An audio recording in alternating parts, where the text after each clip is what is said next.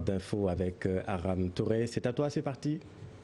Merci beaucoup, Chérif Diop. Nous allons dérouler avec l'invité de la rédaction. Ce soir, nous recevons Cheikh Ahmed Tidiane Sarr, qui est membre du directoire du Parti de l'Unité et du Rassemblement, un parti qui est secoué par un malaise, on peut le dire ainsi, au lendemain du congrès ordinaire organisé ce samedi. Issa Sall a été éjecté de son poste de coordonnateur du PUR. Ce serait l'occasion de revenir sur ce qui se passe dans ce parti, puisque cela fait un bon bout de temps que nous avons vu Issa Sall se comporter de façon assez bizarre, on peut le dire ainsi. Pape Djibril Fall, c'est bizarre parce que quelque part on voit le président du parti dire chaque fois qu'on voit Issa Sall faire une sortie, ou en tout cas dans la plupart des cas qu'il n'a pas été mandaté par le président du parti. Donc c'est l'occasion aujourd'hui de faire le point pour que les gens puissent au moins savoir ce qu'il en est réellement. Effectivement, Aram, je pense que le point d'achoppement ou bien déclencheur de cette brouille entre le guide moral Serigne Moustapha et Issa Sall date de l'appel au dialogue du président de la République. On a vu Issa Sall répondre à ce moment au président de la République au niveau du palais. Et je pense que c'est au moment du Gamou, où à Tivaouane en tout cas, Serigne Moustapha avait déjà émis l'idée de sanctionner. Et je pense que c'est la sanction qui est tombée aujourd'hui. Maintenant, est-ce que le fait de répondre au dialogue, le fait de répondre au président Macky Sall a été l'élément déclencheur ou bien le motif de cette éviction? Merci Aram, merci Pape Djibi. Je remercie la TFM et je profite de l'occasion pour saluer les téléspectatrices et les téléspectateurs qui nous suivent. Je voudrais aussi profiter de l'occasion pour adresser mes vives félicitations au président du parti suite à ce congrès qui a été organisé de la manière la plus réussie possible. Pour revenir à votre question, je dirais que le PUR est un parti politique légalement constitué, créé en 1998. Le premier congrès du PUR a été organisé en 2000 à l'Université du Sahel. C'est à l'issue de ce congrès que Serigne Moustapha Sy a été désigné comme président du PUR. M. Khalifa Diouf, secrétaire général, et M. Issa Sall, coordonnateur. Ce parti est resté pratiquement en hibernation pendant 17 ans. C'est en 2017, sur injonction du président Serigne Moustapha Sy, que Issa Sall a repris le travail dans le parti. Et tenez-vous bien, la première rencontre que Issa Sall a organisée suite à l'injonction qui lui a été donnée par le président, ça a été fait à l'Institut Al-Irshad, qu'il décrit aujourd'hui. La première rencontre, on l'a fait à l'Institut Al-Irshad avec la présence de tous les coordonnateurs départementaux du parti. Et après cela, il y a eu les législatives de 2017. Moi-même qui vous parle, j'ai été le directeur de campagne de Issa Sall lors de cette campagne électorale.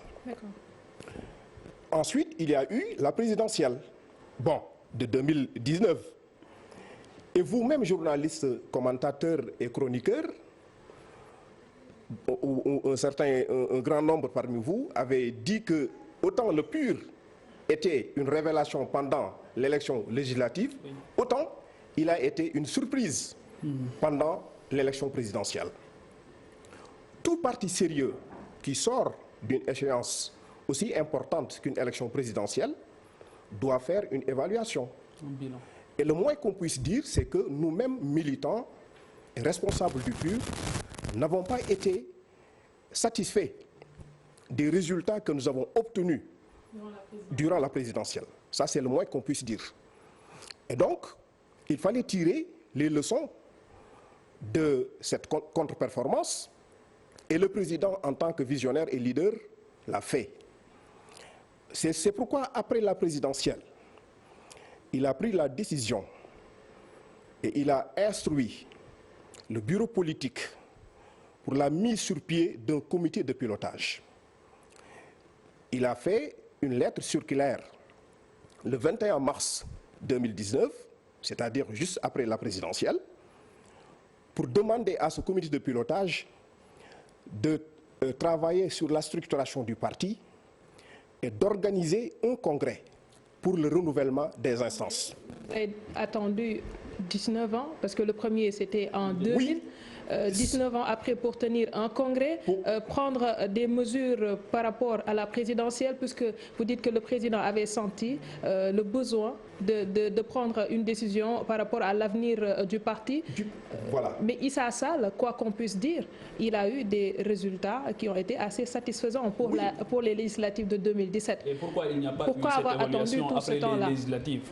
Non, après les législatives, il y a eu cette évaluation. Mais il était toujours on a fait cette évaluation. Je vous ai dit qu'on a dit que le PUR était une révélation pendant les législatives.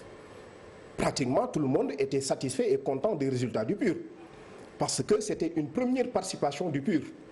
Mais quelque temps après, le parti aurait pu être massifié d'une autre manière et avoir des résultats beaucoup plus encourageants. Que reprochez-vous à Issa Sall? Non, attendez, parce que les faits sont importants. C'est-à-dire, après, le président a donné instruction au bureau politique de mettre sur pied un comité de pilotage qui a travaillé pour la structuration du parti. Parce qu'avant d'aller à l'élection présidentielle, il n'y avait qu'une seule fédération départementale. C'est la fédération départementale de Louga. Le jour du congrès, c'est-à-dire le 31 août 2019, on en était à 30 fédérations départementales.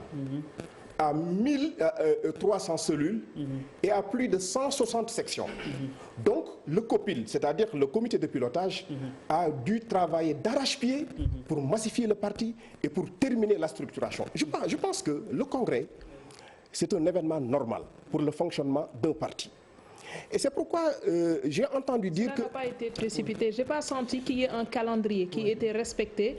Peut-on se dire, par exemple, d'ici 10 ans, on tiendra un congrès, mais attendre qu'il y ait ce malaise-là entre Issa Sall et le président du parti pour tenir ce congrès, c'est ça que l'opinion ne peut pas comprendre. Je dis que vous parlez du dialogue. Oui. Vous parlez du dialogue. Oui. Le dialogue, la participation de Issa Sall au dialogue est venue après la décision du président. Est-ce qu'il avait le mandat du parti? Non, justement, pas. Le président l'a dit ouvertement qu'il n'avait pas son aval, il n'avait pas son onction. Issa Sall n'a pas consulté la base du parti, ni les instances du parti pour aller à ce dialogue. Je pense que aussi, quelque part... Et comment est-ce que vous justifiez aujourd'hui cette défiance-là, entre guillemets, de Issa Sall vis-à-vis du parti? Mais cette défiance-là est derrière nous. Parce que le PUR... Et comment est-ce que vous l'expliquez, vous? Qu'est-ce qui a été les raisons pour lesquelles il a décidé d'aller de façon... Ça, moi, je ne saurais le dire, parce qu'il faut poser peut-être cette question au professeur Issa Sall. Moi, ce que je sais, c'est que le PUR a suivi l'injonction du président, parce que un parti, c'est quoi? C'est la base. C'est la base. Je vous ai dit que tous les secrétaires généraux de fédération ont participé à ce congrès. Tous les secrétaires généraux de section ont participé à ce congrès. Tous les présidents de commission également ont participé à ce congrès. Et je dois dire, j'ai entendu quelqu'un dire... Excepté Issa Sall, qui est actuellement le secrétaire général de la section de Tataguine. Alors, j'ai entendu quelqu'un dire tout à l'heure qu'il n'y a pas de démocratie au PUR. Je dis que... Oui, Momar Diong, votre analyse, mais je dis que c'est totalement faux. Le congrès s'est déroulé d'une manière démocratique. Des textes, de nouveaux textes ont été adoptés. Des statuts et un règlement intérieur. Des modifications ont été apportées.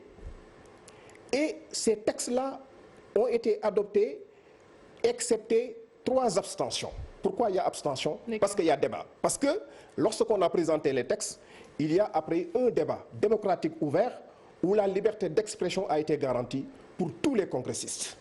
Les postes aussi qui étaient soumis au vote l'ont été de manière démocratique. Les choix ont été transparents et démocratiques. Il y a eu un débat contradictoire lors de ce congrès. Donc c'est pourquoi je rejette l'idée selon laquelle il n'y a pas de démocratie au PUR. C'est tout à fait faux. Et qui a été sanctionné en fait? C'est-à-dire, est-ce que c'est le candidat Issa Sall, candidat à la présidentielle? Ou bien, est-ce qu'aujourd'hui, le fait de l'avoir enlevé à la tête du PUR aujourd'hui pourrait induire le fait qu'il perde aujourd'hui son mandat à l'Assemblée nationale? Non, on n'en est pas encore là. Parce que jusqu'au moment où je vous parle, M. Issa Sall est membre du PUR. Il est le secrétaire général de la section de Tataguine. il n'a pas présenté une lettre de démission, il n'a pas non plus été exclu des instances du parti. Donc il reste encore un membre du parti. Un simple militant. Un militant et un secrétaire général de section, la section de Tataguine. Alors, on voit un Issa Sall qui, à travers ce qu'on a lu dans la presse, dit ne pas prendre acte de la décision qui a été retenue lors de ce congrès-là. Il se considère toujours comme étant le coordonnateur du parti. Que lui répondez-vous? Mais il est libre de le dire. Et je vous ai dit tout à l'heure que la légitimité, ça vient de la base. C'est la base du parti qui donne la légitimité. Et la base du parti s'est réunie. Tous les dirigeants, c'est-à-dire les secrétaires généraux désignés par la base, ont unanimement voté pour l'adoption des textes, ont renouvelé leur confiance au président qui a nommé un directoire. Les autres postes qui étaient soumis au vote aussi, les gens ont choisi de manière libre et démocratique. Donc cette page-là est tournée. Je pense que le PUR s'oriente maintenant vers des perspectives.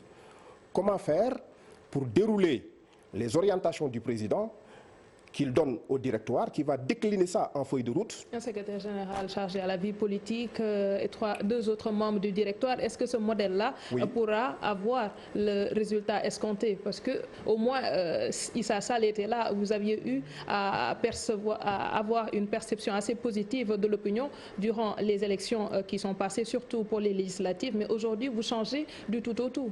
Oui, on change, mais c'est dans le but d'alléger et dans le but d'être beaucoup plus efficace. Il y a un président qui définit les grandes orientations, un directoire qui décline les orientations du président en feuille de route pour donner ça au coordonnateur, parce qu'il y a toujours un coordonnateur. Il y a toujours un coordonnateur national et un coordonnateur national adjoint. Il y a aussi les présidents ou bien les responsables de commission. Il y a au moins 12 commissions et des mouvements. Donc, je pense que, au contraire, le PUR est allégé et le PUR sera beaucoup plus efficace avec ces changements-là. Vous nous avez parlé d'une sanction qui a été prise au lendemain de la présidentielle. Moi, j'en reviens à l'affaire Khalifa Sall. On a vu que votre président de parti ne s'est pas caché de son soutien à l'endroit de l'ancien maire de Dakar. Issa Sall n'était pas vraiment assez clair sur ce point-là. Est-ce que leur différend pourrait venir de l'affaire Khalifa Sall? Bon, je ne le pense pas. Je ne pense pas que ça soit à la base d'un différend qui existe entre le président du parti, Serigne Moustapha, et Issa Sall. Ce qu'il y a, c'est que le président du parti, avant même de relancer le PUR, a manifesté son soutien à Khalifa Sall, qui est son ami, qui est aussi quelqu'un qui lui est très proche. Et il continue à le soutenir, à prier et à soutenir M. Khalifa Sall. Mais je ne pense pas que ça soit à l'origine d'une quelconque brouille entre le président du parti et son coordonnateur. Oui, maintenant, est-ce que l'évaluation qui a été faite a fait ressortir les éléments explicatifs de votre échec à la présidentielle, de la défaite à la présidentielle? Vous savez, au sortir de la présidentielle, le professeur Issa Sall, en tant que coordonnateur, est candidat. Parce que n'oublions pas que l'élection présidentielle, comme on le dit, c'est le rendez-vous d'un homme avec son peuple. Oui. Donc, vous continuez de le mettre au box des accusés? Non, pas du tout, pas du tout. Je dis que peut-être que lui a une part de responsabilité, lui en tant que candidat. C'était une équipe aussi. Oui, j'en viens. Mais je dis que ça ne se résume pas uniquement sur la personne de Issa Sall. Il y a d'autres facteurs, bien sûr. D'autres facteurs qui sont liés à l'organisation, qui sont liés à autre chose. Il y a eu les événements de Tamba. Là aussi, le mutisme de Serigne Moustapha a quand même... C'était un silence assourdissant sur les événements de Tamba. On ne l'a pas vu, on ne l'a pas entendu. Et on avait noté quand même sa présence lors des élections législatives. Le meeting de clôture, il était là. Oui. Et durant toute la campagne présidentielle, on n'a pas vu l'ombre de Serigne Moustapha. Oui, mais je dis que l'élection présidentielle, il y a un candidat. Il y a un candidat et je dois dire, Issa Sall aujourd'hui qui dit que ce congrès a été tenu au siège du Daïra. Il doit se rappeler que l'onction que le président du parti a donné pour que le congrès d'investiture se tienne, l'onction lui a été donnée dans ce même édifice qu'il décrit aujourd'hui. Donc c'est une décision unilatérale de Serigne Moustapha Sy de tenir le congrès au Non, pas du tout.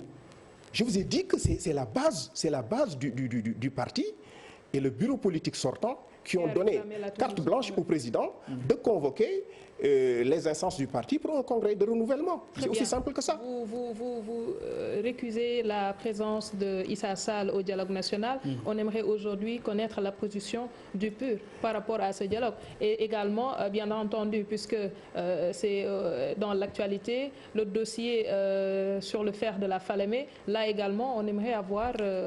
Vous savez, les questions nationales, les questions d'intérêt national intéressent le PUR.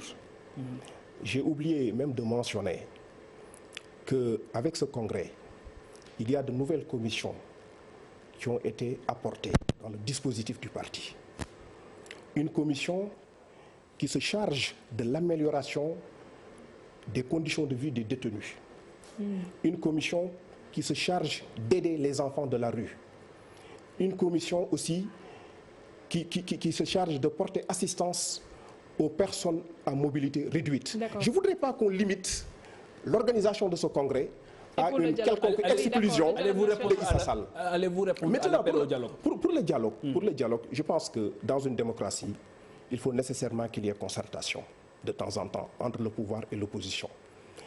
On vient de mettre sur pied un directoire, le président du parti va réorienter le parti, va donner une nouvelle feuille de route, mais on attend. Le PUR est de voir. Que vous soyez sur la table des négociations pour le dialogue national? Pour l'instant, il est encore prématuré pour nous de nous prononcer sur ces questions-là. Il va falloir attendre que le directoire se réunisse avec le président pour voir quelle direction donner à ce parti. Et l'affaire Tossiali? Toutes ces questions nationales, que ce soit le pétrole, les contrats pétroliers, le fer du Falémé et autres là, vous nous entendrez les jours à venir sur tout cela.